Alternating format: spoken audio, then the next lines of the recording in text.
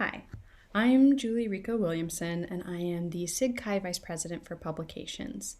This is my town hall video to go through everything publication matters at SIGCHI. So I want to start by going through a few policy updates that affect readers, authors, and volunteers and conference leaders. First, there are a number of often complicated policies from ACM, and we have collated these into some key policies around ethics that you can see at sigchi.org/ethics. Here you'll find guidance on things like plagiarism, harassment, and bullying, and all things ethics, and guidance on where to go should you need help with any of these policies. The second two updates are more about actual author experience and author templates. So first, the SIGCHI visual style is deprecated, and all conferences should use the SIGCONF style moving forward. This applies to any conference with a CFP that is not currently published. The important thing to keep in mind here is that any conference that does not use the officially supported templates, either the current TAPS template or the interim template, will not be published using unsupported templates. So authors would have to reformat their paper using the correct template, and this could delay the production of the proceedings. So conference leaders need to be very mindful that their CFPs point to the officially supported templates. Second, for any CFP published from January 1st, 2021 onwards, conferences must produce publications that comply with the ACM JATS-BITS DTD. The DTD is a document that describes the structure of the XML documents to be published in the digital library. Now, TAPS, which we've talked about a few times, is the officially supported workflow, and any conference that opt into TAPS will be in compliance with this requirement from ACM. Many SIGCHI conferences have already adopted the TAPS workflow, and we can walk through some examples of those as part of this presentation. But first, if you haven't come across TAPS yet, the ACM publishing system, then there's a few things that we need to be aware of as we transition to this new workflow. ACM is changing the way that we prepare manuscripts for publication in the digital library. The key motivation for this is to decouple the publication content from the format. And this has a huge number of benefits for readers, for authors, and for members of our community. Publications moving forward will be archived in this JATS-BITS format, not PDF. So this means that we can add a lot more functionality to how we produce proceedings and how we read proceedings as well. We can have responsive formats, we can have accessible formats, and we can be prepared for formats that we haven't even imagined yet. We can also automate a lot of the tasks of publication, which means we can reduce the cost in producing those publications.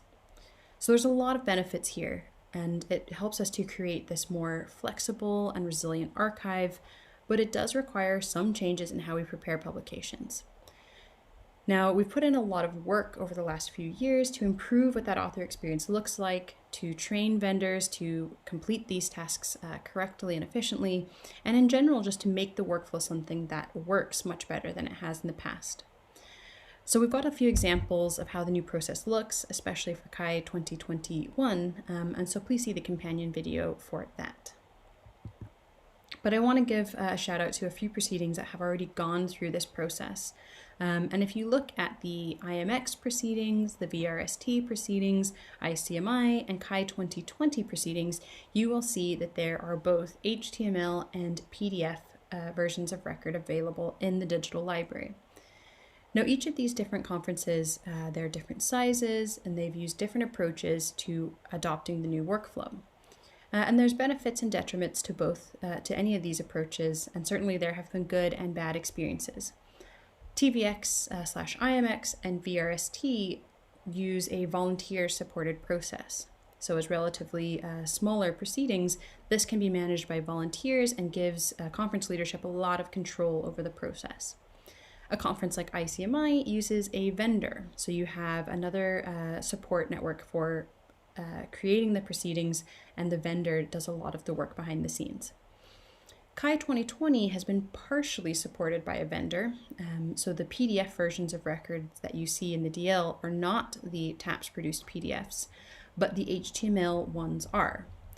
Now, this is not a sustainable way to produce proceedings. It requires a huge amount of manual effort, staff time, and additional vendor costs. So this is a kind of stopgap approach to producing the proceedings while we transition, but it does show actually how some of this can be done, and it will be made more efficient in future years.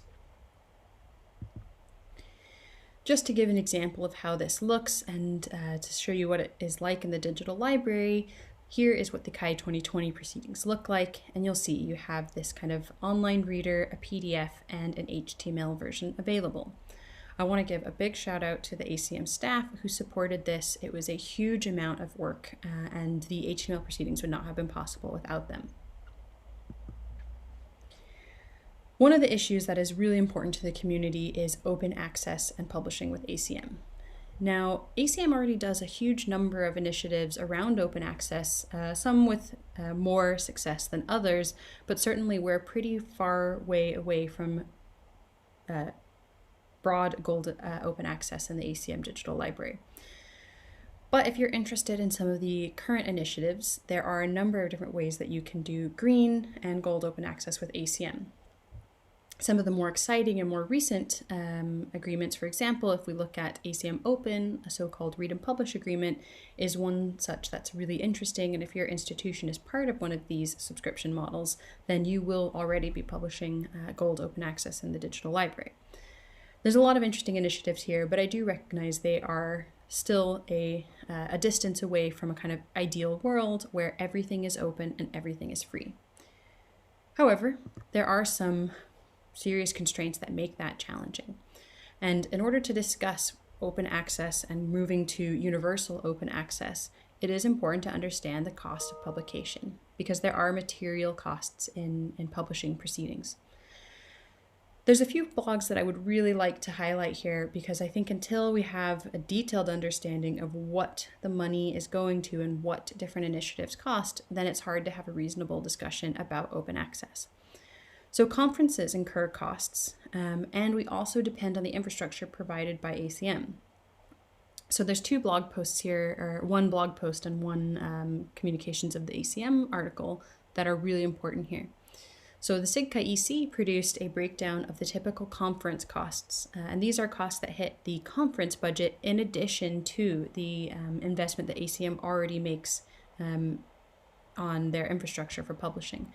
So I really recommend looking at that and seeing how using vendors and how making use of different software systems can actually change what our per paper costs are at a conference level. But more importantly, and where the lion's share of the cost is actually in the ACM kind of infrastructure that is made available to conferences and which we could not publish proceedings without. If you look at the communications of the ACM article linked here, then you will see a detailed breakdown of the overheads, the infrastructure, and the staff costs for different types of proceedings and publications that ACM supports. And understanding these costs is really important because then we can start to look at the kind of costs and benefits provided by the staff in publications and information systems at ACM. And there are a huge number of things here that are quite important. One of the reasons that I think this discussion is important is because we could all today, for free, publish our papers in our institutional repositories or on our personal websites, but we don't because there is some value that is added by publishing with a scholarly society or an established publisher or some other body that does this work for us. And some of those things are, for example, visual standards, enforcing metadata, hosting multimedia artifacts, and dealing with the infrastructure of associating those with papers. And this makes it possible for our papers and our contributions to be indexed and searched, for the organization to have policies around publication quality and advocate on behalf of authors, and also to ensure that the archive is resilient and has stability. So thinking about how staff support those different parts of publishing and what we think are the value trade-offs of these different types of activities gives us an idea of how we can have a meaningful discussion about open access. So thank you very much. The SIGCHI VP email is there if you have any questions, and I'm happy to address them. Thank you.